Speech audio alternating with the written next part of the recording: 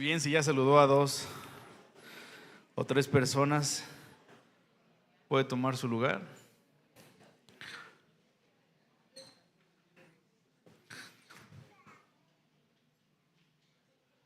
Muy bien, vamos a pasar al tiempo de la palabra. Si traen sus Biblias, acompáñenme a Lucas, al Evangelio de Lucas, capítulo número 13, por favor.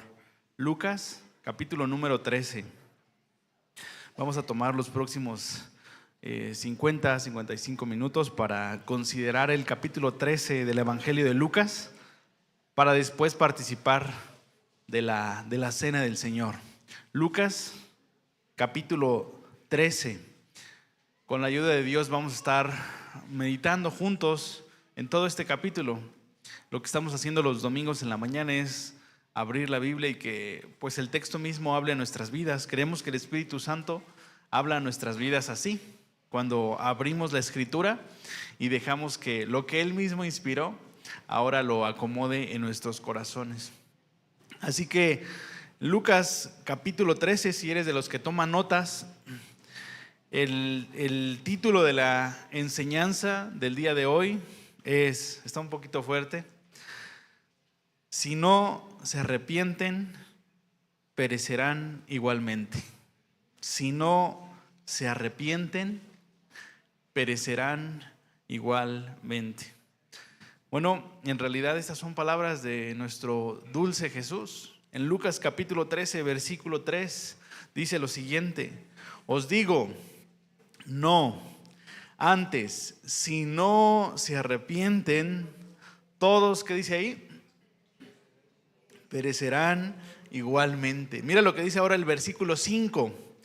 Os digo, no, antes, si no se arrepienten, todos, ¿qué dice ahí? Pereceréis igualmente. Es una frase que nos hace entender de qué trata el capítulo 13 de Lucas. En todo el capítulo 13 de Lucas, todo este capítulo, vamos a ver 4 episodios, 4 momentos en el ministerio de Jesús. Desde que Jesús va camino de Galilea hasta Jerusalén, Lucas nos va a presentar 4 encuentros que Jesús tuvo con 4 diferentes personas aquí en Lucas. Ahorita los vamos a ir desmenuzando. En los 4 encuentros que Jesús tuvo con estas personas, lo vemos a Jesús llamando a la gente al arrepentimiento. Como si Jesús ya estuviese desesperado porque está a punto de irse de esta tierra y está llamando a la gente a que reaccione. Hasta este momento, hermanos, lo que hemos visto de Lucas, si tú lees Lucas del capítulo 1 hasta el capítulo 12, te vas a dar cuenta que siempre había un común denominador en las personas que escuchaban a Jesús.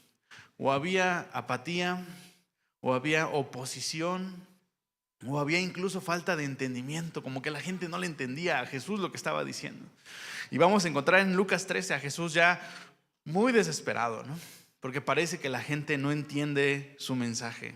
Es un pasaje muy triste porque al final de Lucas 13 vamos a ver a Jesús llorando porque nadie quiere arrepentirse, llorando porque nadie está entendiendo su mensaje, llorando porque nadie quiere regresar a Él. Vamos a orar y vamos a pedirle a nuestro Señor que nos ayude a meditar en este texto, que hablan de nuestro corazón. Bendito Dios y Padre, aquí estamos delante de ti. Creemos, Señor, que más allá de las distracciones que pudiera haber a nuestro alrededor, más allá, Señor, de los distractores en nuestro corazón, tú dijiste que iba a haber un grupo de personas que, a pesar de los ruidos alrededor, de los ruidos internos, Señor, iban a tener un corazón como aquel terreno donde se siembra una semilla, un terreno fértil que después se va a terminar convirtiendo, Señor, en fruto en su vida. Yo te pido que todos los corazones que estamos aquí, Señor, podamos tener esa sensación, ese sentir. Nos ponemos en tus manos para que así sea. En el nombre de tu Hijo amado Jesucristo. Amén. Ok, Lucas 13. Vamos a ver entonces estos 4 encuentros que Jesús tuvo con algunas personas. En el versículo 1 vamos a ver este primer encuentro que Jesús tiene con unos de la multitud que están escuchando a Jesús, pero de repente se acercan a Él y le hacen esta observación. Lucas capítulo 13:1 dice: en este mismo tiempo estaban allí algunos que le estaban contando a Jesús acerca de los galileos, cuya sangre Pilato, un gobernador romano en la zona, había mezclado con los sacrificios de ellos. Siempre es muy curioso cuando las multitudes se acercan a Jesús, o al menos uno de la multitud, o varios de la multitud, se acercan a Jesús para preguntar, para sacar un tema de conversación, porque hemos visto en Lucas que siempre alguien de la multitud que se acerca a preguntarle algo a Jesús siempre llega con preguntas o comentarios medio desatinados, ¿no? No sé si te acuerdas de otros episodios que hemos llegado a ver aquí, ¿no? Donde Jesús estaba hablando de la bienaventuranza de ser uno con Dios, que nuestro cuerpo sea un lugar de reposo para Dios, donde mis manos expresen la voluntad de Dios, mis ojos expresen la voluntad de Dios. Y de repente una mujer aparece por ahí y le dice: bienaventurados los pechos que mamaste, ¿no? Bienaventurado es la mujer que te engendró. Como que no estaba entendiendo mucho el asunto, ¿no? Otro personaje aparece, lo vimos en el capítulo 12, ¿no? A mitad del capítulo 12 aparece un personaje que no estaba entendiendo lo que Jesús estaba enseñando. Jesús estaba enseñando acerca del temor de Dios, de vivir con la sensación de que Dios me está viendo todo el tiempo, ¿no? Y de repente al final de su enseñanza se acerca una persona y le dice: oye, Jesús, dile a mi hermano que reparta su herencia conmigo, ¿no? Como que no tenía nada que ver. Parece que Lucas está queriendo presentar a la gente de la multitud medio despistada, como que no está entendiendo la esencia del mensaje de Jesús. Así siempre está presentando Lucas a la multitud, como distraída, ¿no? Como que no entiende las palabras de Jesús. Como que mientras Jesús está hablando de las cosas del reino, ellos están pensando en otros temas, ¿no? El éxito de esta mujer que crió a este hombre, miren cómo enseña, ¿no? O este otro hombre que quería la herencia de su hermano. Como que para ellos esas eran las verdaderas cosas importantes. Lo que estaba hablando Jesús, pues podría ser importante en lo religioso, pero a mí lo que de verdad me importa es cómo le voy a hacer con la herencia si no me comparte mi hermano, ¿no? Les ponía el ejemplo de que a lo mejor hasta ahí estaba, obviamente en ese tiempo no había reloj de mano, ¿no? Pero si fuera en este tiempo diría: pues ¿a qué hora acaba Jesús para yo hablar con él de lo que de verdad es importante, ¿no? Porque esto sí es importante. Bueno, Jesús ya había hablado de este tipo de situaciones. Lo había presentado en una parábola como aquellas personas que su corazón no les permite entender la palabra del reino. Como que su corazón se parece a un terreno que en lugar de que la semilla sea plantada ahí y dé mucho fruto, es un terreno que está lleno de espinos, que está lleno de piedras, que está lleno de un montón de cosas que no permiten que el mensaje de Jesús sea relevante para sus vidas, ¿no? Que sea importante para mi vida. ¿Eso qué me importa? Lo que importa es cómo le voy a hacer esta semana para ganar más dinero, ¿no? ¿Cómo le voy a hacer para salir de esto? ¿Cómo le voy a hacer para salir de esto otro?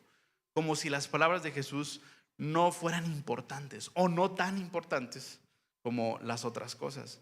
Y Jesús ya los había definido así, como personas que su corazón se parece a un terreno lleno de espinos, donde la semilla medio quiere crecer, pero se ahoga. Como que parece importante lo que está diciendo Jesús, pero es más importante cómo va mi hermano a compartir su herencia conmigo. Pues aquí en capítulo 13, versículo 1, aparece otro episodio así, donde si tú vienes leyendo los versículos anteriores que estuvimos meditando hace 8 días, Jesús venía hablando de hacer la voluntad de Dios. Si tú recuerdas la enseñanza de esos 8 días, estuvimos meditando en las últimas palabras del capítulo 12 de Lucas, donde Jesús compara a sus servidores, Jesús compara a los creyentes con un siervo que está listo para que cuando llegue su amo de las fiestas, él esté ya listo para cuál es la voluntad de mi amo. ¿Qué necesita mi amo? No importa la hora que llegue. A lo mejor llega de su reunión a las 2 de la mañana, pero el siervo está listo para ver qué necesita. No se durmió. Esa es la actitud que espera Jesús del creyente. ¿Qué es lo que espera Dios de mí? ¿Cuál es su voluntad para mi vida? Quiero vivir esa voluntad en mi vida. Hay cosas que debo de cambiar. Hay cosas que a Dios no le agrada que yo esté viviendo. Hay cosas que debo de cambiar, hay cosas que debo de dejar, hay cosas que debo de empezar a hacer. Y Jesús estaba hablando de la importancia que tiene para el creyente la voluntad de Dios en su vida. Y hermanos, yo estoy seguro que cuando se habla de este tema, el común denominador de los de la multitud es pensar que lo que está diciendo Jesús es para el otro, ¿no? Es para el vecino, porque ese sí nunca hace la voluntad de Dios, ¿no? O peor tantito, para mi cónyuge, porque ese yo lo observo todos los días y ese nunca hace la voluntad de Dios. Ese sí debería de hacer la voluntad de Dios. Ese sí debería de ser como ese siervo fiel, ¿no? Y aquí está, los de la multitud pensando en otras personas. Aquí en Lucas capítulo 13:1 nos presentan a unos de la multitud que no se vieron confrontados con el mensaje de Jesús, sino pensaron en otros, en otros. Lo notamos en lo que le dicen a Jesús. Mira, te lo vuelvo a leer, verso 1. En este mismo tiempo estaban allí algunos que le contaban acerca de, ¿quién dice ahí? De los galileos, de una historia común en ese momento, los galileos cuya sangre Pilato había mezclado con los sacrificios de ellos. Lo que había sucedido es que había habido unos galileos, unos hombres de Galilea, que habían sido masacrados por este gobernador romano en el momento en el que estaban ofreciendo sus sacrificios a Dios. Pilato era un hombre muy provocador, un gobernador de Roma que le gustaba provocar a los judíos. Y cuando estos galileos están ofreciendo sus sacrificios a Dios, llega este hombre perverso y acaba con ellos. Muy probablemente habían hecho algo que no le había parecido a Pilato, o simplemente Pilato quería demostrar quién manda en la zona. El chiste es que había sido una escena muy escandalosa, porque muy probablemente había sido dentro del templo. Incluso su sangre misma se terminó confundiendo con la sangre de los sacrificios que estaban ofreciendo. No tenemos muchos datos más de este evento, más que este versículo. Y había sido una situación muy extraña para las personas que habían observado eso, porque la pregunta era, ¿cómo es que estos hombres pudieron morir cruelmente si lo único que estaban haciendo era ofrecer sus sacrificios a Dios? Puede ser una buena pregunta para examinar, ¿no? ¿Por qué estos hombres murieron si lo que estaban haciendo era estar ofreciendo sus sacrificios a Dios? ¿Qué de malo estaban haciendo? Entonces, muy probablemente por la respuesta que les va a dar Jesús del versículo 2 al versículo 5, lo que estaba insinuando estas personas de la multitud es que eso les había pasado porque algo debieron de andar haciendo mal. No puede ser que les haya pasado eso simplemente porque sí. Algo debieron de andar haciendo, ¿no? Como cuando te enteras que mataron a alguien, ¿no? No, tirotearon a uno de una moto aquí afuera. No, pues algo debió de andar haciendo mal, ¿no? Algo, ¿no? El mal no llega sin causa, ¿no? Tenemos nuestras frases también que nos hacen entender que pues no tiene lógica que a una persona que esté haciendo las cosas bien le pasen cosas malas. Ellos están diciéndole a Jesús en el versículo 1, no solamente le están contando esta historia, sino le están insinuando que si algo les pasó es que algo mal andaban haciendo. Y creo que es una forma de pensar muy común, hermanos, porque hay cierta verdad en eso. Hay cierta verdad en eso. Todos conocemos a alguien que le ha pasado algo muy, muy feo en su vida porque andaba haciendo las cosas mal en su vida, ¿verdad? Pero hermanos, esa no es toda la verdad. Muchas veces te vas a encontrar con casos al revés. Casos donde una persona está haciendo las cosas muy bien en su vida. Está cumpliendo en su trabajo, está siendo un buen esposo, una buena esposa. Y de repente llega una mala noticia a la familia, ¿no? El pequeñito se enfermó, ¿no? La pequeñita se enfermó de gravedad. De repente llegó una situación donde perdieron su patrimonio, ¿no? Situaciones así pasan en la vida. Así que no es toda la verdad que solamente a las personas malas les pasan cosas malas. Pero a veces también llegamos a pensar así nosotros, porque Cuando nosotros pensamos que solamente le pasan cosas malas a los malos, pues nosotros creemos que como a nosotros no nos ha pasado nada, pues no estamos haciendo nada mal, ¿verdad? Nuestra lógica es esa. Si no me ha pasado nada, pues no estoy haciendo las cosas mal. Esa era un poquito la idea de lo que le está diciendo la multitud a Jesús. Oye, Jesús, ¿qué opinas de esas personas que les pasó eso?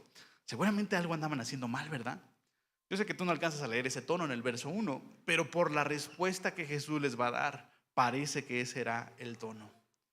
Porque el hecho, hermanos, de que a una persona le haya ido mal, o más bien no le esté yendo mal, no quiere decir que está haciendo las cosas bien. Si a una persona no le está yendo mal, no quiere decir que esté haciendo las cosas bien, ¿no? Ese no es el filtro para saber si Dios me aprueba. Muchas personas piensan que porque están prosperando económicamente, Dios las está aprobando. Pero en la Biblia ese nunca es el filtro. El filtro para saber si estoy bien delante de Dios es si estoy haciendo su voluntad. Ese es el único filtro. ¿Estoy haciendo la voluntad de Dios? ¿Estoy bien delante de Dios? El filtro nunca fue si me está yendo bien en la vida, si estoy ganando más dinero que el año pasado. Ese nunca fue el filtro. De hecho, Jesús lo va a explicar. Fíjate lo que dice el versículo 2 al versículo 5. Cómo Jesús confronta esta manera de pensar. Dice el verso 2. Respondiendo Jesús les dijo: ¿piensan que estos galileos que les pasó esta crueldad porque padecieron tales cosas eran más pecadores que todos los galileos? ¿De verdad creen eso? Verso 3. Os digo, no, antes, si no se arrepienten, todos perecerán. ¿Cómo dice ahí? Igualmente.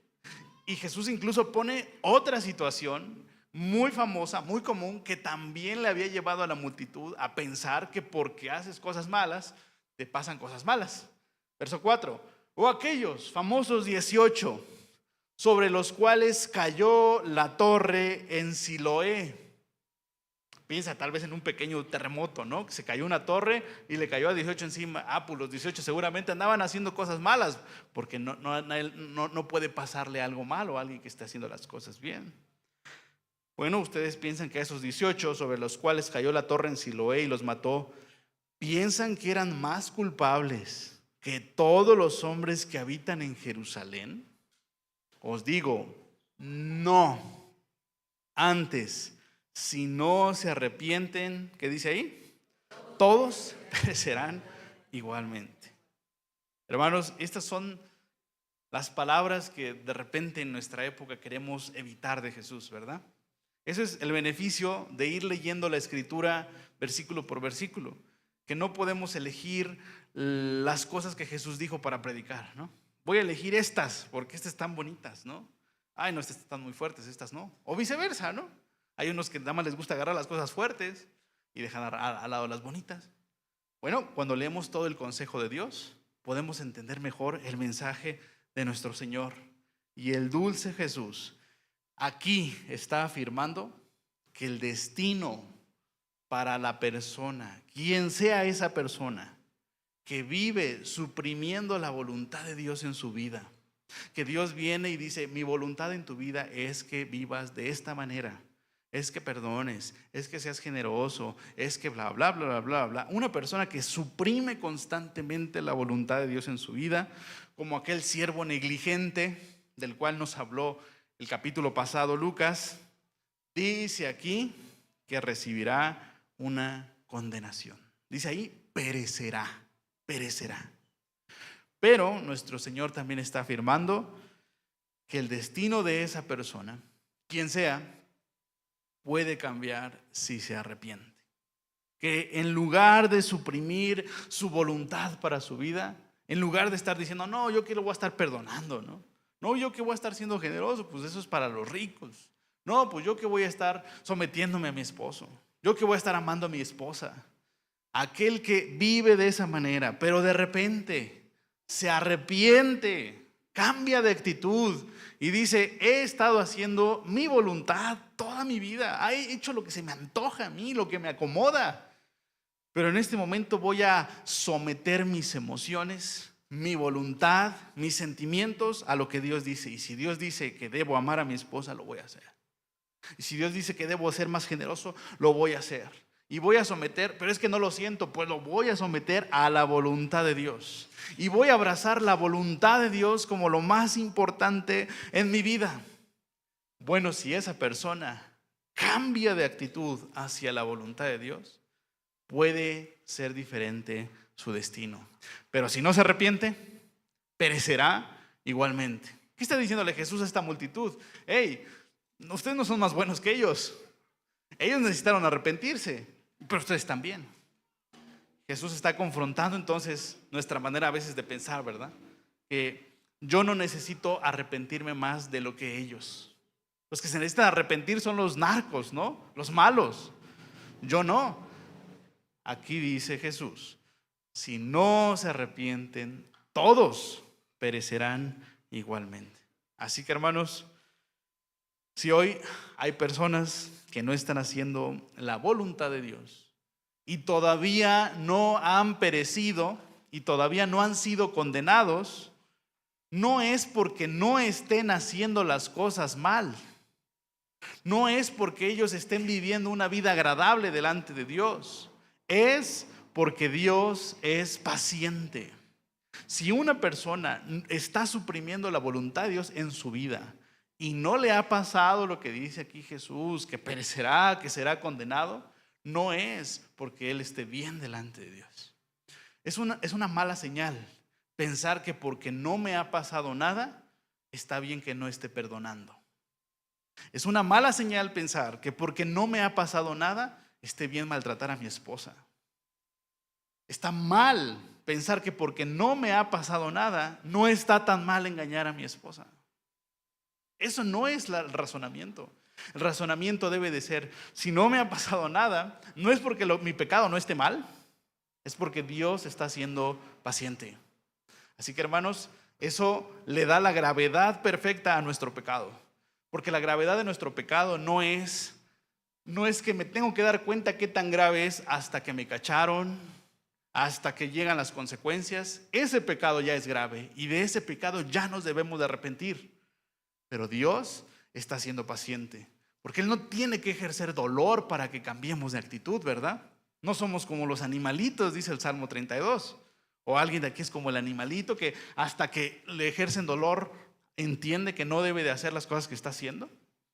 Esa es nuestra condición, hermanos. Si alguno de nosotros ha estado en un pecado continuo en los últimos meses, en los últimos años, viendo cosas que no debe de ver, hablando de las personas como no debe de hablar, dirigiéndose a las personas con desdén, con orgullo, o no ha sido generoso, o no, tantas cosas que no son la voluntad de Dios, de las cuales podemos hablar aquí.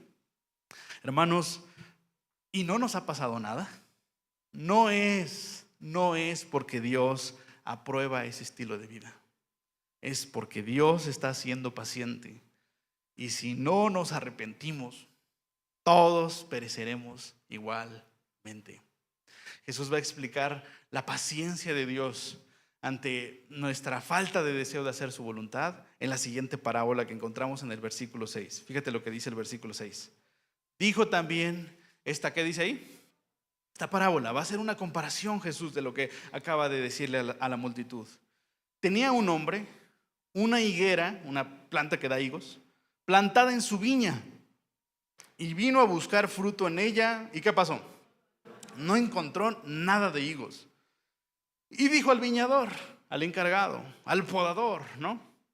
He aquí, hace 3 años, ya lleva rato esa planta ahí, que vengo a buscar fruto en esta higuera y nada más que no la encuentro.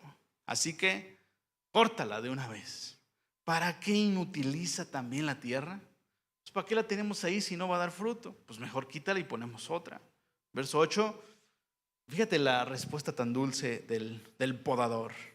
Él entonces respondiendo le dijo, Señor, déjala todavía este año. Yo me comprometo hasta que yo cabe alrededor de ella y la abone, le ponga todo lo que necesita para que por fin dé fruto.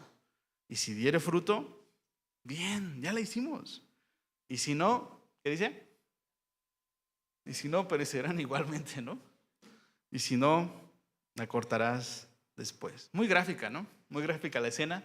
A veces nosotros entendemos mejor con imágenes, ¿no? Muy gráfico esto, porque esta es la manera en la que Jesús está explicando el tiempo en que Dios espera que las personas se arrepientan. Esta parábola nos ilustra cómo es ese tiempo de espera en el que Dios lo único que alcanza a ver en nosotros y desea es nuestro arrepentimiento. Aquí está Dios esperando a que las personas malas se arrepientan de sus pecados, a las personas no tan malas se arrepientan de sus pecados. Y aquí está una parábola que incluso también habla de muchos de nosotros, ¿verdad? Si a lo mejor no hemos hecho las cosas como Dios espera. ¿Cómo lo ilustra Jesús? Con una planta que está en una viña, más precisamente una higuera, que es una planta que da higos. Hermanos, el hecho de que esta planta esté en una viña quiere decir que esa planta no está para estar ahí de adorno, ¿verdad? Las plantas de adorno las ponemos en la casa, en el jardín, pero si está en una viña es porque se espera que dé fruto. ¿Qué simboliza esto? Obviamente, creo que lo más claro que alcanzamos a ver es que Dios nos está comparando con una planta, ¿verdad? Y que el hecho de no arrepentirnos, el hecho de no hacer la voluntad de Dios, se parece a una planta que no está dando el fruto que Dios espera. La voluntad de Dios es que esa planta dé fruto. La voluntad de Dios es que yo dé fruto. ¿Cuál es ese fruto que Dios espera? ¿Se acuerdan en qué podemos resumir la voluntad de Dios? En amar a Dios y amar a mi prójimo. Amar a Dios y amar a mi prójimo. Eso es lo que Dios espera de mí. Todos los pecados, todo lo que estemos haciendo fuera de la voluntad de Dios, se resume en no amar a Dios y no amar al prójimo. Robar es no amar al prójimo, ¿verdad? Hablar con desdén de las personas es no amar al prójimo. Chismear de las personas es no amar al prójimo. No ser generoso es no amar al prójimo. Engañar a mi cónyuge es no amar al prójimo. Todo lo que está fuera de la voluntad de Dios es el no amor, porque la voluntad de Dios es el amor. Esa es la voluntad de Dios, que amemos a Dios y que amemos a nuestro prójimo. Lo que está fuera de su voluntad es el no amor. El no amor. Voy a robar, no me importa el que va a padecer, no lo amo. El no amor es la no voluntad de Dios. Por lo tanto, esta planta no está dando el fruto que Dios espera. Somos nosotros no amando, no haciendo la voluntad de Dios en lo que nos pidió. Y hermanos, si en una viña no se da fruto, ¿qué hay que hacer? Otra vez, no está de adorno ahí, ¿verdad? Si estuviera de adorno, se ve bonita ahí, pero es que pues llévatela a tu casa, pero no es. La viña no es para adornos. La viña es para que dé fruto. Y si esta si esta higuera no está dando fruto, hay que cortarla y hay que sembrar otra, porque está ocupando un espacio que sí se podría dar fruto. Pues esta viña, hermanos, este es el mundo de Dios. El mundo de Dios es esta viña, donde Él espera que cada persona que ocupa un espacio en su mundo esté haciendo su voluntad, esté amando. Así que uno es libre de hacer lo que se le antoje, pero no en el mundo de Dios. ¿Ok? No en el mundo de Dios. Así que tiene que ser cortado. Si alguien quiere vivir como se le antoje, pues que viva como se le antoje, pero no en la casa del Padre, pero no en el mundo de Dios. Tiene que ser removido. Si no quiere dar fruto, que no dé, pero mi viña tiene que estar llena de gente que dé fruto. Así que tiene que ser cortado. ¿Se dan cuenta? Es otra forma de llamarle a, si no se arrepienten, perecerán. Pero hermanos, lo más bello de esta parábola es la respuesta del podador. ¿Se dieron cuenta? La respuesta del podador, hermanos, es tan bella porque nos ilustra el corazón de nuestro Señor Jesús. Y siempre que encuentro algunos textos en la Biblia que me hablan del corazón de Jesús, hermanos, nos enamoramos más de Jesús y le cantamos y hablamos de Él. Porque aquí el corazón de nuestro Señor Jesús es ilustrado por este podador que prácticamente dice, ok, acepto el reto de que esta higuera que no ha dado fruto en los últimos 3 años y que las estadísticas dicen que no va a dar fruto el siguiente año, ok, yo la voy a condicionar. Voy a condicionar esta planta para que cambie. Las estadísticas dicen que Obed ha sido un tacaño en los últimos años, pero yo voy a condicionar el corazón de Obed para que empiece a ser generoso. ¿Ok? Eso es lo que está haciendo este podador. Se está comprometiendo a acondicionar esta planta para que cambie, para que dé fruto. ¿Cómo lo va a hacer? Miren, hermanos, a veces cuando Jesús quiere cambiar nuestros corazones, a veces, ¿saben qué funciona? Algo tan sencillo como susurrar a nuestro oído lo grave que es lo que estamos haciendo. Y de repente te cae el 20. No sé, llevabas 10 años en tu vida o toda tu vida, no sé, acostumbrado por la cultura en la que creciste, no lo sé, pero estabas acostumbrado a hablar mal de la gente, ¿no? A hablar con desdén de las personas. Y de repente llega un susurro cuando estás leyendo un pasaje, no sé, estás leyendo Salmo 45, ¿no? Eres el más hermoso de los hombres, la gracia se derramó en tus labios.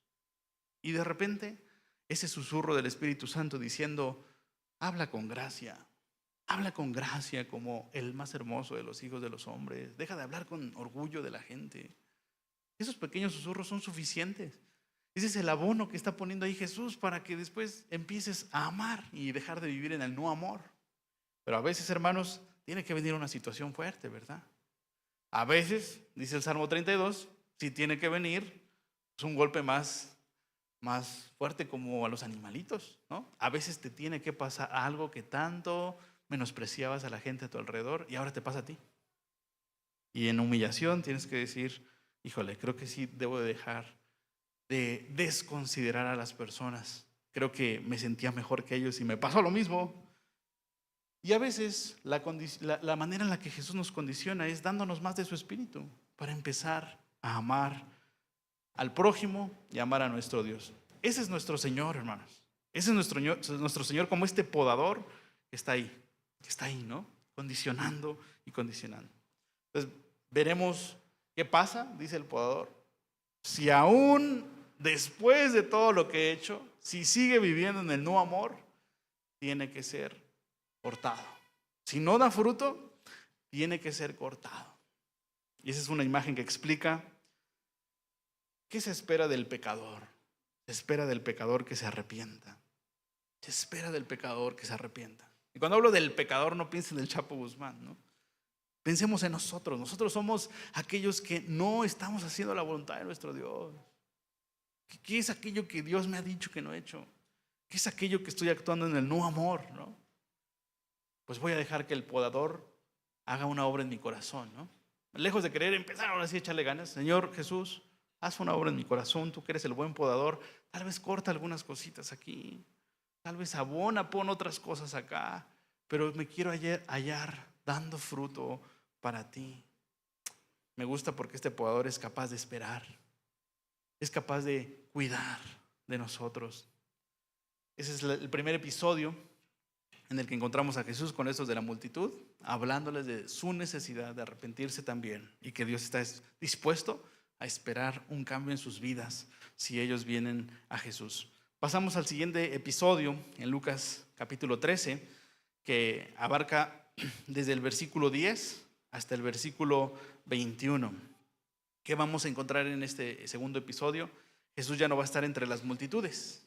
Ahora Jesús va a estar ahora en una sinagoga, en una casa de estudio, en un día de reposo, el día más importante de la semana para la comunidad judía. Era un día dedicado al estudio de la palabra, a la devoción a Dios. Y ahí Jesús va a encontrar a una mujer enferma. Mira lo que dice el versículo 10. Enseñaba Jesús en una sinagoga en el día de reposo. Verso 11. Y había allí una mujer que desde hacía ¿cuánto tiempo? 18 años. Piensen ya cuánto, ¿no? Toda una vida. 18 años tenía espíritu de enfermedad.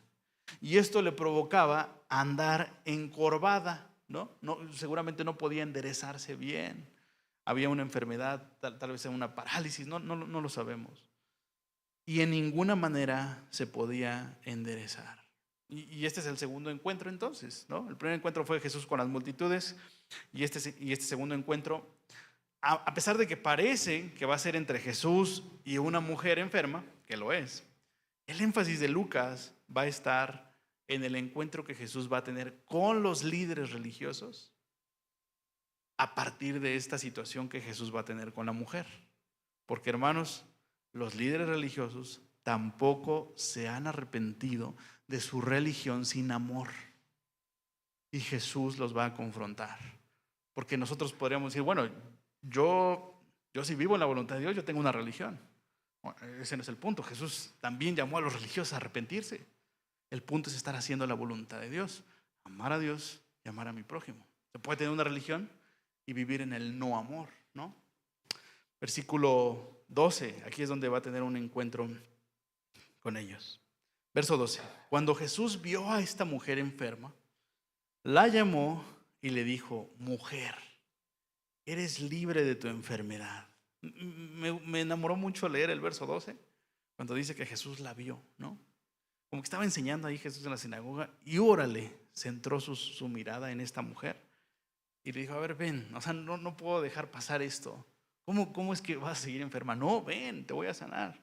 Verso 13, y puso las manos sobre ella y ella se enderezó. ¿Qué se ha de haber sentido, no? Se enderezó luego y glorificaba a Dios. Y te vas a dar cuenta en qué va a enfocar Lucas la escena. Verso 14. Pero, el principal de la sinagoga, el encargado de abrir, cerrar esa casa de estudio, decir que se va a leer hoy, un líder religioso. El principal, enojado de que Jesús hubiese sanado en el día de reposo, dijo a la gente, a ver, 6 días hay en que se debe trabajar. En estos, pues, venid y sed sanados, y no en día de reposo. ¿Puedes ver el gran contraste? Tienes aquí al hombre religioso.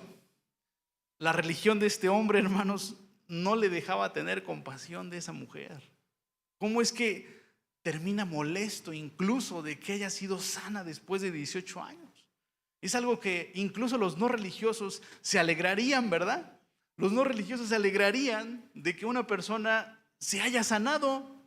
Pues este hombre religioso, su religión no le permite alegrarse. El contraste es con nuestro Señor Jesús, que la relación que nuestro Señor Jesús tiene con su Padre le hace tener ternura y dolor por el necesitado, ¿no? Dice que la vio y dijo, no puedo dejarte así. No sé, me imagino a un papá, ¿no? Que presta más atención al hijo que tiene más necesidad, que es más frágil, ¿no? Y dice Jesús, no te puedo dejar ir así. ¿Puedes ver el contraste entre la religión de este hombre, la forma que este hombre entendía a Dios y la forma en que Jesús tiene una relación con su Padre? Uno se enojó por la sanidad de una mujer y el otro se alegró. Por lo tanto, Lucas está apuntando la escena a este hombre religioso enojado. Está enojado porque esto que acaba de pasar contradice su manera de entender a Dios, contradice su religión.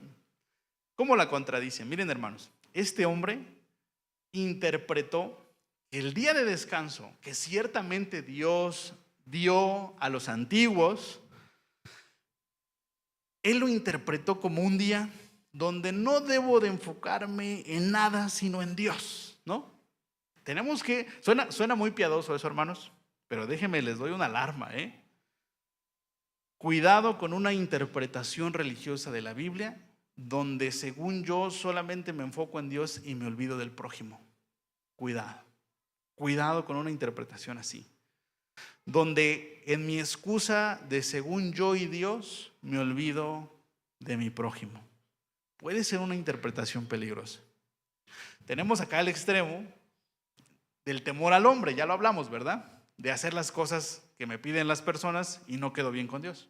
Pero acá está el extremo de decir, no, yo y Dios, y mi vecino está padeciendo, y mi mamá, y mi hijo, mi sobrino, mi tío está padeciendo, pero no me importa porque yo tengo mi relación con Dios y tengo que cumplir primero con mi Dios. Hermanos, Jesús no está diciendo nada nuevo. Los profetas ya le habían dicho al pueblo que la manera de agradar a Dios no era solo el culto. Isaías les dijo de parte de Dios, Dios dice que está hastiado de sus oraciones, está hastiado de sus lunas nuevas, de sus cultos. Y alguien podría decir, bueno, pero ¿cómo? Si Dios pidió eso, ¿no? Sí, porque los profetas habían discernido que Dios no solamente pide el culto, pide la devoción. Los profetas siempre apuntaban a las personas y les decían, ¿y de qué manera tratas a tus trabajadores? ¿Y de qué manera tratas a tu cónyuge? ¿Y de qué manera tratas a tu vecino? ¿Y de qué manera tratas a tus hijos? Porque no se trata nada más de venir aquí a levantar las manos, hacer reuniones de oración, dar lo que me toca. Los profetas apuntaron, ok, eso es para arriba. Y a los lados, ¿cómo estás? Porque para Dios es importante cómo tratas a tu prójimo. Y este hombre religioso había convertido un mandato de Dios en yo y Dios nada más. Mi prójimo, quién sabe qué esté pasando con él. Y de eso se deben arrepentir estos líderes religiosos, hermanos. De una religión que tampoco está dando fruto. Una religión que también es una higuera que no está dando higos. No importa de qué religión esté disfrazada mi vida. Si no amo, no estoy haciendo la voluntad de Dios. Y debo arrepentirme, y si no, pereceré. No importa de qué esté disfrazada mi vida, de qué religión esté disfrazada. Si no amo, no estoy haciendo la voluntad de Dios. Estoy en el no amor. No más ahora yo disfrazado de evangélico, ¿no? O de católico, o de musulmán, lo que quieras. Mira lo que Jesús dice en el versículo 15. Entonces el Señor le respondió y dijo, hipócrita, cada uno de ustedes, yo veo que desata sus animalitos en día de reposo para que vayan a tomar agua. ¿No desata en el día de reposo su buey o su asno del pesebre y lo lleva a beber? ¿No llevan a sus animales de carga a ser sustentados en día de reposo? Les zafan el lazo en el que están y los llevan a tomar agua. Va a ser un juego de palabras, porque ahorita va a decir Jesús, ¿y no me dejaron zafar del lazo en el que estaba esta mujer? Verso 16, y a esta hija de Abraham, que Satanás había atado 18 años, ¿no se le debía desatar de esta ligadura solo porque era día de reposo?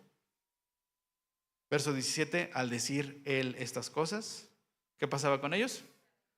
Se avergonzaba, porque es un buen razonamiento de nuestro Señor, ¿no? ¿Cómo te estás preocupando más por tu animal de carga? Porque mañana lo vas a ocupar y si está sediento, pues no va a estar todo cansado. Pero de esa mujer, como tú no estás padeciendo eso, no te interesa, ¿verdad? ¿Cómo es posible que te interese más un asno?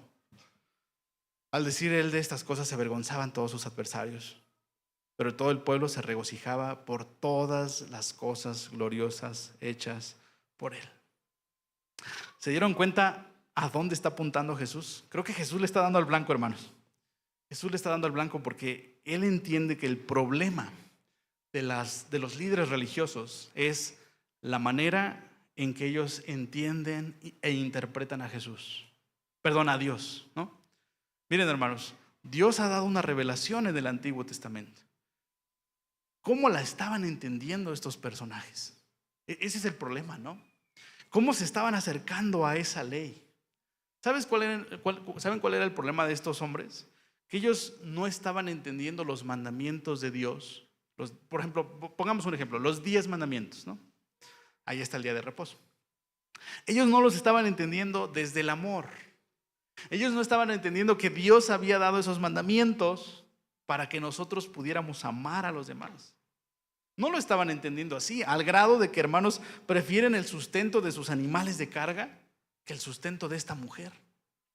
¿A quién se le ocurre que voy a tener más cuidado de un asno que de esta mujer?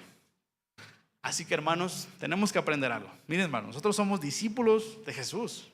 Eso quiere decir que vamos a interpretar cada mandamiento que aparezca en la Biblia desde el amor. Desde el amor. ¿Qué quiere decir eso? Que cada mandamiento que yo lea en la Biblia tiene la intención de que yo ame. ¿Ok? No entiendo este mandamiento. Ok.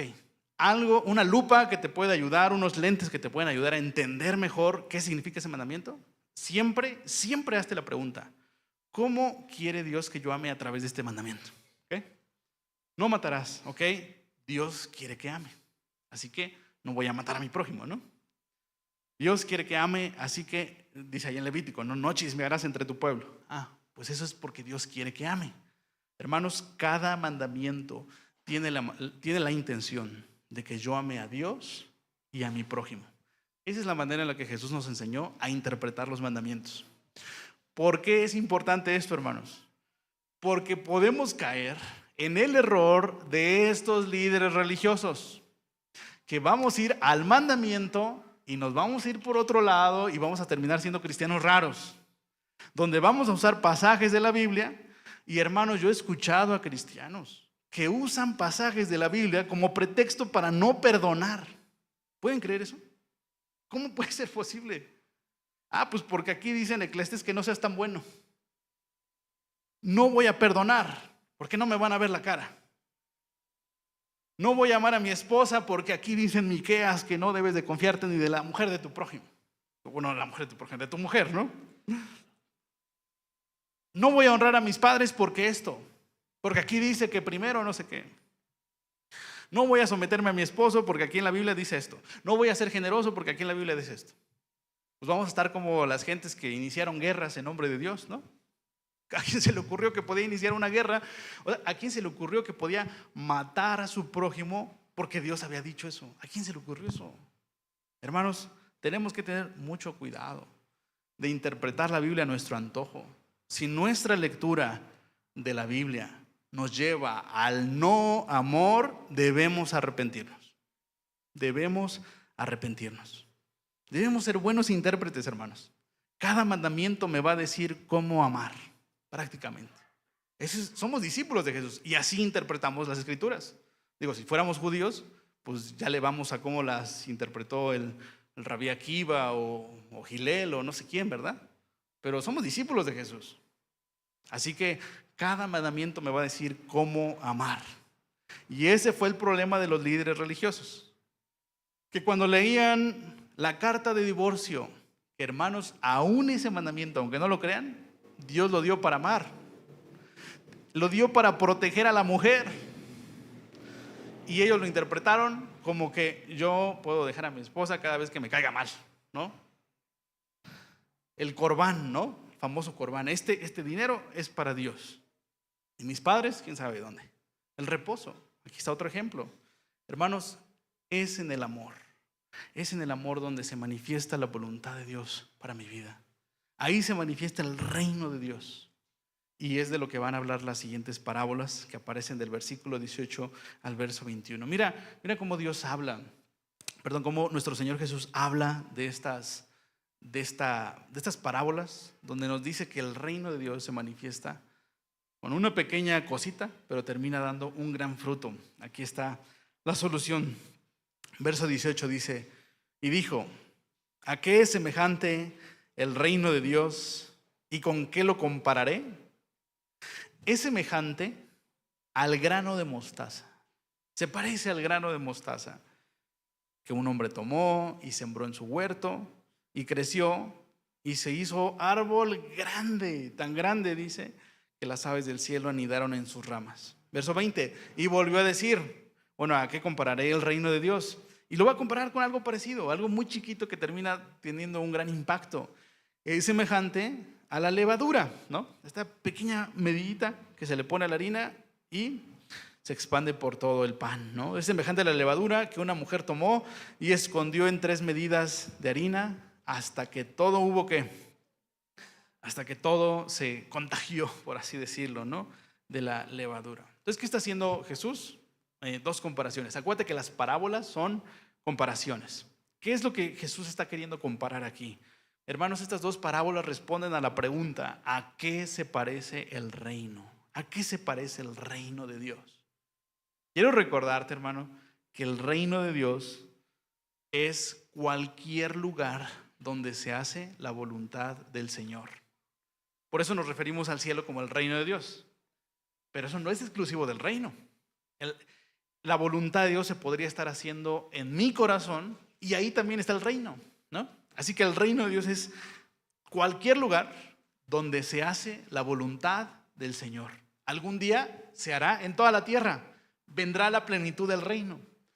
Pero mientras, el reino de Dios se expresa abiertamente y totalmente en el cielo, pero de una manera particular también en nuestro corazón.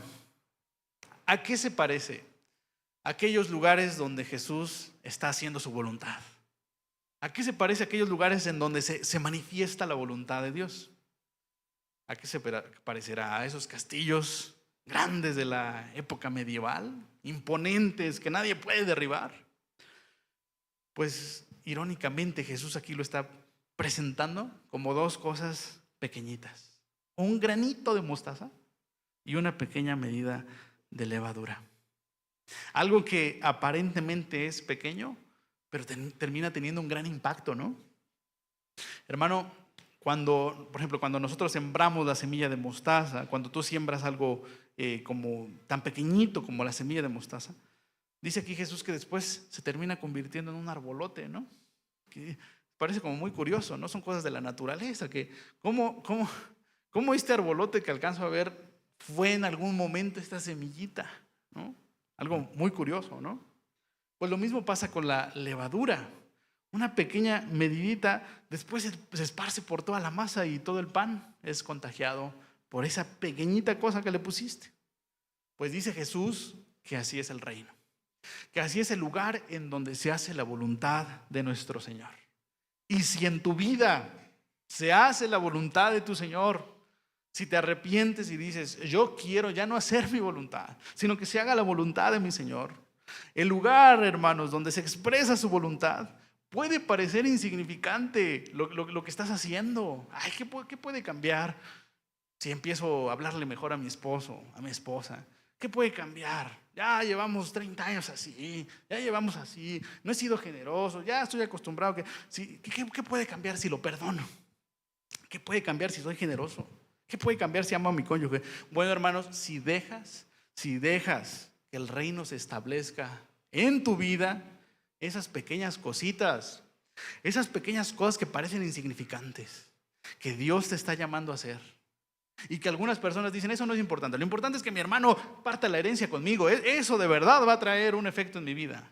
Hermanos, y muchos menosprecian esas pequeñas cositas, pero si oyes hoy su voz, esa pequeña cosita terminará teniendo un gran impacto en tu matrimonio, en tus relaciones, en tu manera de ver el dinero.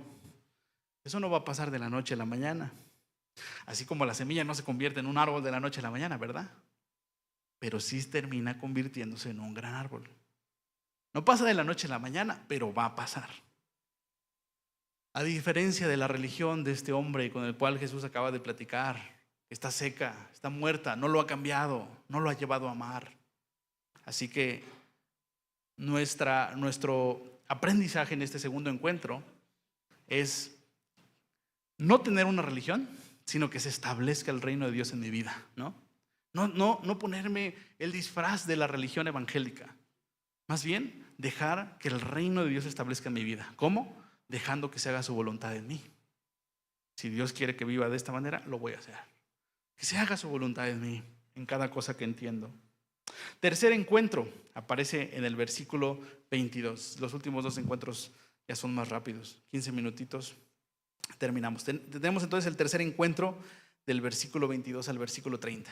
Dice el versículo 22: pasaba Jesús por ciudades y aldeas, enseñando y encaminándose. ¿A dónde dijimos? A Jerusalén. ¿Te acuerdas que te habíamos dicho?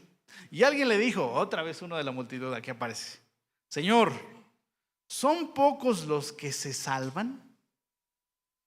Y aquí tenemos este tercer encuentro, otra vez con uno de la multitud, ¿no? La pregunta de este curioso es, hermano, Jesús, ¿son pocos los que se salvan? Es una buena pregunta si eres curioso, ¿no? Esta persona es muy curiosa acerca de la salvación de las demás personas, pero si te das cuenta está tratando la salvación como un tema a discutir, un tema a reflexionar, que no está mal hacerlo, ¿ok? Pero hermanos, sin dejar de hacer lo otro. ¿Qué es lo otro? Deberíamos de ser curiosos acerca de nuestra salvación, ¿no? Sería curioso estar queriendo estudiar soteriología, ¿no? Que es la salvación en teología, pero no estar autoexaminándonos para saber, ¿yo soy salvo? De hecho, ese es el tono con el que Jesús le va a preguntar, le va a contestar. Le va a decir, bueno, tú andas muy curioso con la salvación de los demás, pero ¿qué de ti, no? La respuesta de Jesús nos deja ver que seguro que el tono en el que venía a preguntar esta persona es que estaba tratando el asunto más importante de nuestras vidas solo como un tema teológico, ¿no?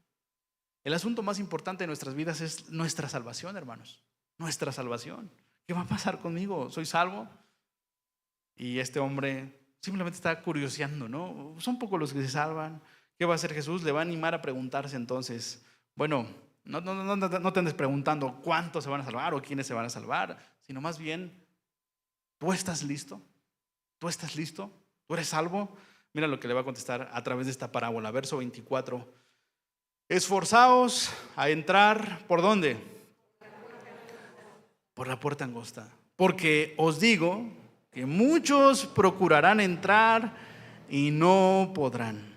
Después que el padre de familia se haya levantado y cerrado la puerta, esa puerta angosta, y estando fuera, empiecen a llamar desesperados a la puerta diciendo, Señor, Señor, ábrenos.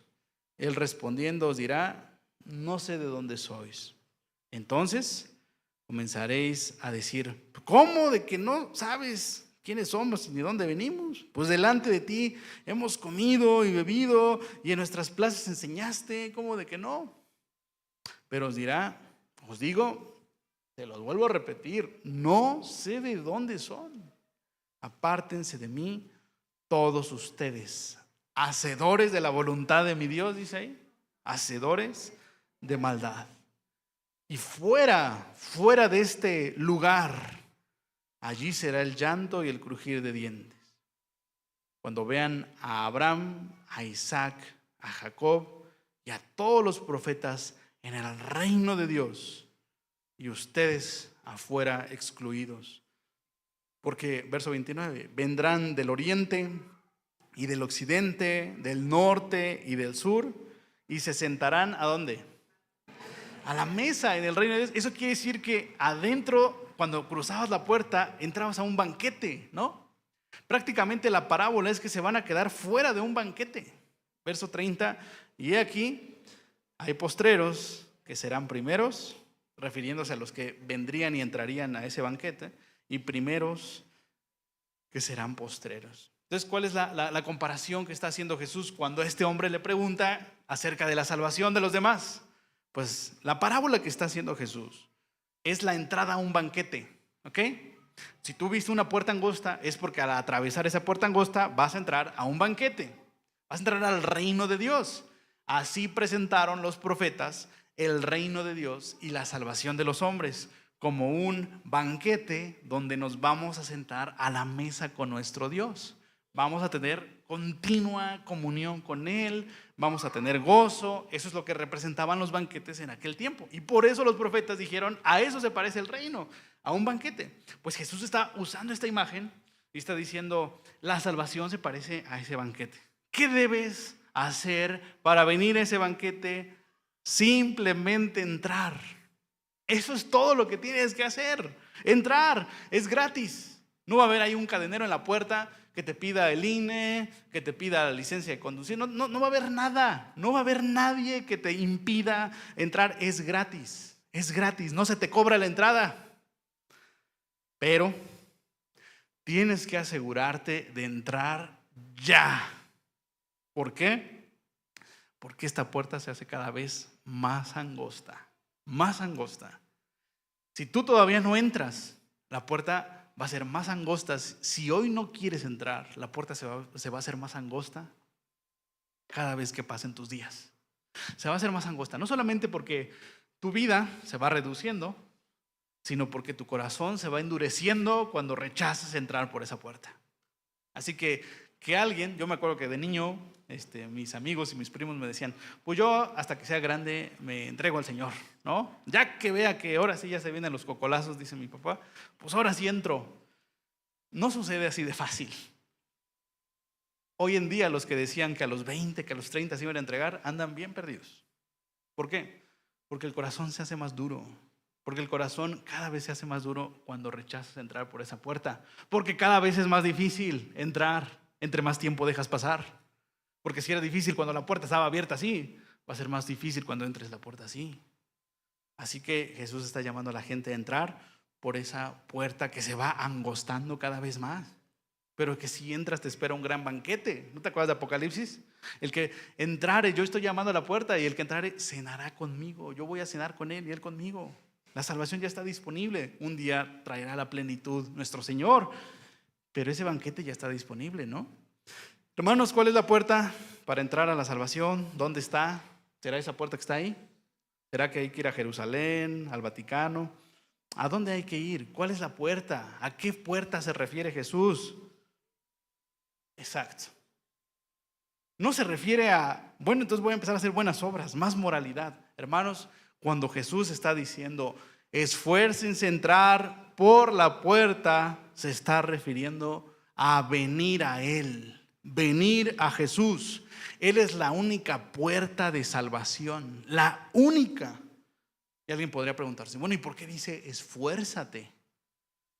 Significa, hermanos, que si bien venir a Jesús es gratis, me refiero a que Dios no te va a pedir nada para venir a Él más que Jesús, venir en Jesús.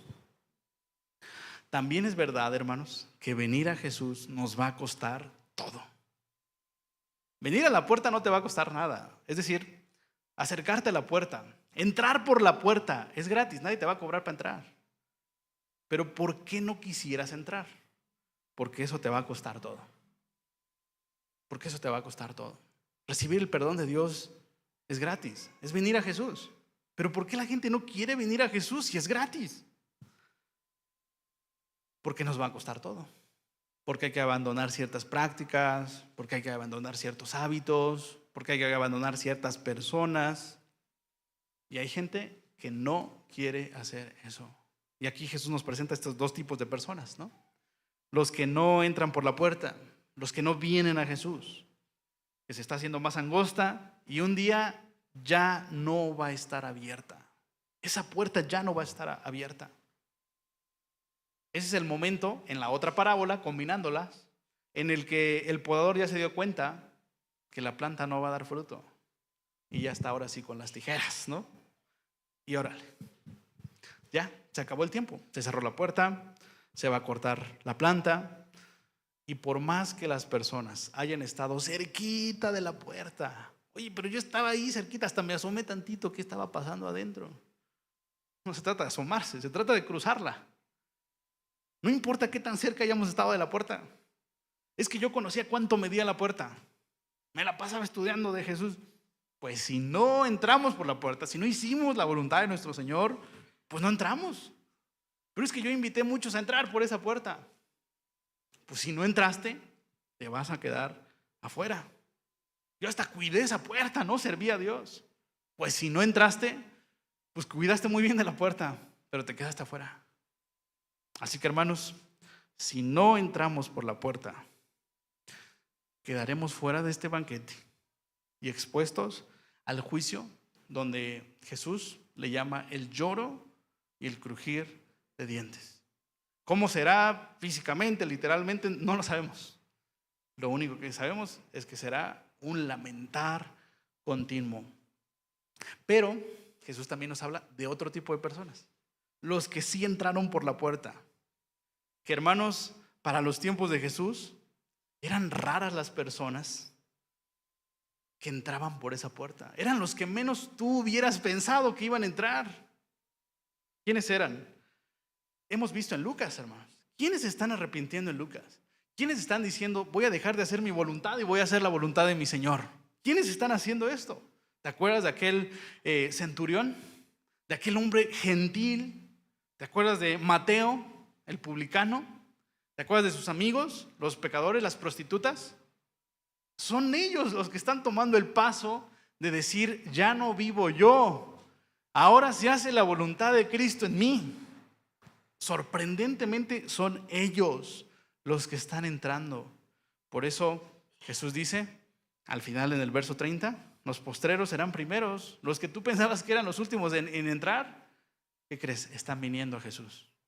Y los religiosos no están entrando. Así que, hermanos, en este tercer encuentro debemos de preguntarnos, ¿no? Creo que la pregunta obvia es, ¿ya entré por la puerta? ¿Ya entré? ¿O nada más la estoy ahí pintando para que todos la vean bonita y entren, pero yo no he entrado? ¿O estoy invitando a muchos a entrar y yo no he entrado? ¿O nada más estoy contemplando desde afuera como todos, pero yo no he entrado? Tienes que entrar. Tienes que venir a Jesús, dejando atrás. Está angosto. Eso quiere decir que no vas a poder entrar con la bola de amigos, ¿no? Esto es tú y yo, tú y yo, tú y Jesús. Cuarto encuentro y último, y con esto pasamos a la cena del Señor. Que por cierto, la cena del Señor es una imagen de aquel banquete, ¿no? Bueno, ahorita hablamos un poquito más de eso a lo mejor. 13:31, el último, cuarto y último encuentro. Y con esto terminamos nuestra enseñanza del día de hoy. Dice el versículo 31, otra vez, un encuentro entre Jesús y los líderes religiosos. Dice el versículo 31, aquel mismo día llegaron unos fariseos diciéndole, Jesús, sal, escapa, vete de aquí, porque Herodes, ¿qué quiere hacer? Porque Herodes te quiere matar. Qué extraño pasaje, ¿verdad? Este es el último episodio que encontramos en Lucas 13. Vemos a Jesús una vez más interactuando con los líderes religiosos. Les digo que es un pasaje muy curioso porque si tú lo lees parece que los fariseos quieren cuidar la vida de Jesús, ¿no? Oye, Jesús, escápate porque si no Herodes te va a matar. Es medio sospechoso, ¿no? Como no creo, la verdad no creo que quieras cuidar de Jesús. Lo más probable es que ese no sea el tono. Lo más probable es que no sea que le estén diciendo esto para cuidarle, sino más bien para alarmarlo. Quieren alarmar a Jesús para que deje de enseñar, deje de ministrar públicamente. Ya no saben qué hacer con Jesús. Y lo que quieren hacer es alarmarlo. Es como si le dijeran, mira Jesús, vete de aquí porque si le sigues, te va a pasar lo de tu amigo Juan el Bautista, que Herodes le cortó la cabeza. Mejor vete de aquí, escápate, escóndete, ya deja de estar predicando. Ese parece que es el tono. Que ellos están usando a Herodes de excusa, a pesar de que, bueno, Herodes también no simpatizaba mucho con la enseñanza de Jesús. Pero lo están usando de excusa para que Jesús se esconda entonces. Y esta imagen, hermanos, a pesar de que parece un simple versículo ahí en nuestra Biblia, es muy triste. Porque esto es lo que va a terminar provocando las lágrimas de nuestro Señor. Siempre que veo a nuestro Señor llorando en la Biblia, me da cierta tristeza a mí también, ¿no? Y me pongo a examinar qué fue lo que le causó que llorara.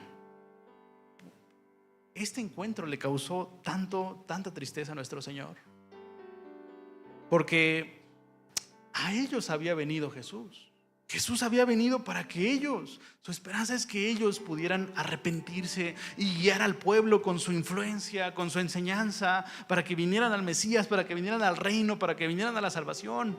Pero hermanos, ellos que deberían de haber venido a Jesús, no quieren a Jesús. Este es el momento en el que Jesús cae en cuenta que no lo quieren. Ahora sí, como dicen los jóvenes, ¿no? Date cuenta, ¿no? No lo quieren. Ellos no quieren arrepentirse. Ese comentario que le hicieron a Jesús le va a provocar un lamento que vamos a leer en el verso 32. Bueno, antes les va a decir algo muy fuerte, ¿no? Verso 32. Y les dijo, id y decid a aquella zorra. Esas son palabras de Jesús, ¿eh? He aquí, echo fuera demonios y hago curaciones hoy y mañana. Y al tercer día termino mi obra. Sin embargo, es necesario que hoy y mañana y pasado mañana siga mi camino, porque no es posible que un profeta muera fuera de ¿dónde? De Jerusalén. No te vas a espantar con esto que leíste, porque el término zorra no tiene la misma connotación en nuestra cultura que en aquella, ¿no? Seguramente Jesús se está refiriendo a estos animalitos astutos, ¿no? Por así decirlo, tramposos, ¿no? Que de repente ya entraron a la cosecha y se llevaron todo y ni cuenta nos dimos. Jesús se está refiriendo en ese sentido a Herodes.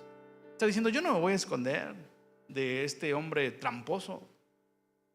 No me voy a esconder, porque quien marca la agenda de Jesús no es ni Herodes, no es ni los fariseos. ¿Quién marca la agenda de Jesús? Su Padre. Su Padre es quien va a determinar cuándo va a terminar su obra. Él no tiene por qué esconderse. Él no tiene por qué dejar de hacer la obra que le dio su Padre a hacer si su Padre no le ha dicho que pare. Así que le va a seguir. Y si eso lo lleva a la muerte, pues entonces su Padre sabrá en qué momento llevárselo. Qué manera bonita de ver la muerte, ¿no? Jesús sabe que el momento de su muerte, Él puede vivir libre, porque el momento de su muerte es el momento en el que Dios quiso que llegara hasta ahí su obra, ¿no? Así que Jesús dice: yo no voy a dejar de hacer esta obra, porque solamente mi Padre determina cuándo terminarla. Y también determina dónde la voy a terminar. ¿Y dónde la va a terminar? En Jerusalén. En Jerusalén. Porque tristemente Jesús no va a ser silenciado, no va a ser asesinado por el poder político. Jesús no fue asesinado en Roma. ¿Dónde fue asesinado Jesús? En Jerusalén. En Jerusalén, el lugar más religioso de la tierra.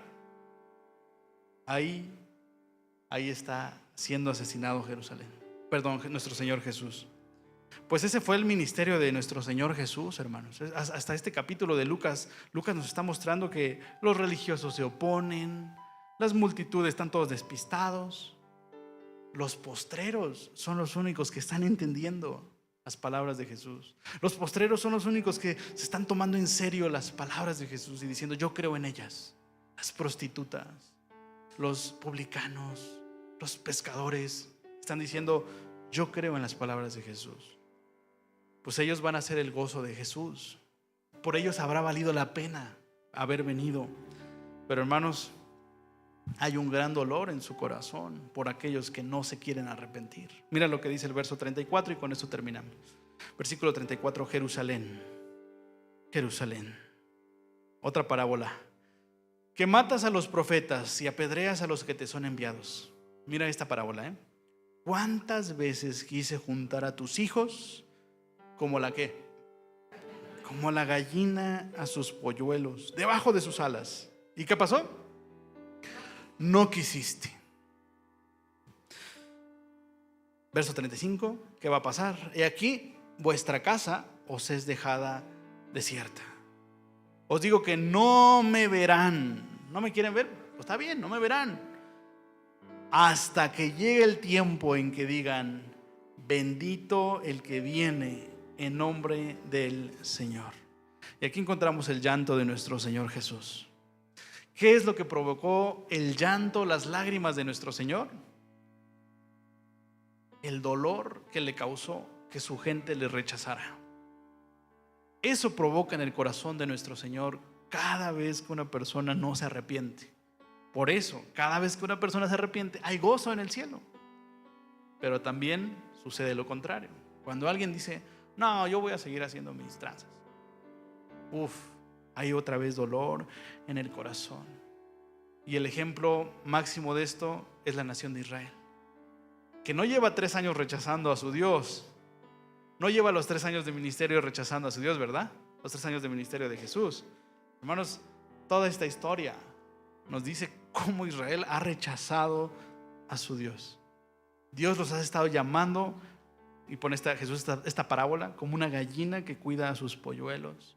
Yo los quiero proteger. Hermanos, a eso se parece cuando Dios nos llama al arrepentimiento. Ven a mí, deja de hacer tu voluntad, empieza a obedecer lo que te he pedido. Se va a sentir como que te sientes protegido. Se va a sentir como que estás seguro.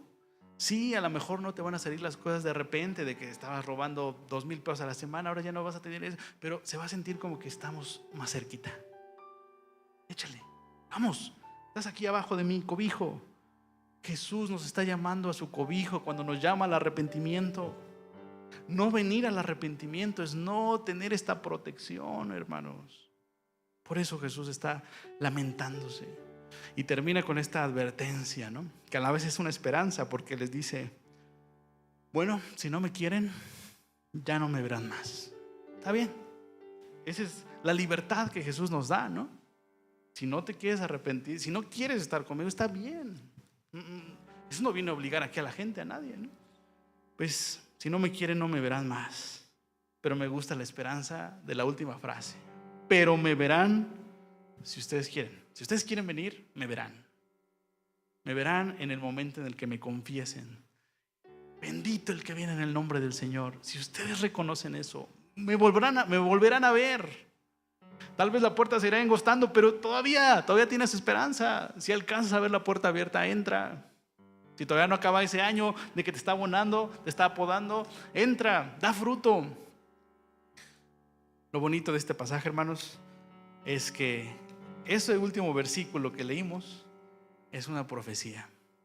Un día sucederá que la nación de Israel reconocerá a Jesús como su Mesías. Y dice Pablo en Romanos 11: toda la nación de Israel, en ese momento que reconozcan a Jesús como el Mesías, será salvo. Esa es la bondad de nuestro Señor, que espera nuestro arrepentimiento de manera continua. Yo quisiera orar para pasar a la cena del Señor. Y cualquier encuentro con el cual nos hayamos identificado, creo que lo que tienen en común estos 4 encuentros es que nos llaman al arrepentimiento, ¿no? A dar fruto, a entrar por la puerta. Que Dios nos haga ver cuáles son aquellas cosas que debemos de cambiar y empezar a hacer su voluntad. Vamos a inclinar nuestro rostro. Bendito Dios, estamos a punto de tomar la cena del Señor, una imagen también de aquel gran banquete. Un día no será una galletita y un vasito que simbolizan tu cuerpo y tu sangre. Un día será un banquete donde estaremos contigo. Tú prometiste que no volverías a tomar del fruto de la vida hasta que estuvieras con nosotros. Señor, no queremos quedarnos fuera. Queremos que esta celebración de la cena nos recuerde aquel regreso, Señor, en el que vamos a sentarnos a la mesa contigo. Tú nos vas a servir, como lo leímos el capítulo pasado, y comeremos juntos y disfrutaremos de comunión. Recuérdanos eso. Pero también recuérdanos, Señor, que nuestros pecados pueden ser perdonados también a través de tu sangre derramada por nosotros. Que esta cena no solamente apunte a lo que un día llegará, sino a lo que hoy necesitamos. Y muchos de nosotros hoy necesitamos el poder de tu Espíritu Santo para vencer nuestros pecados. Necesitamos el perdón de tu Espíritu Santo para el perdón de nuestros pecados, Señor. El perdón que se derramó en esa sangre. Así que pensando en eso, queremos participar de esta cena. Pensando, Señor, en lo mucho que tuviste que pagar para que tengamos la esperanza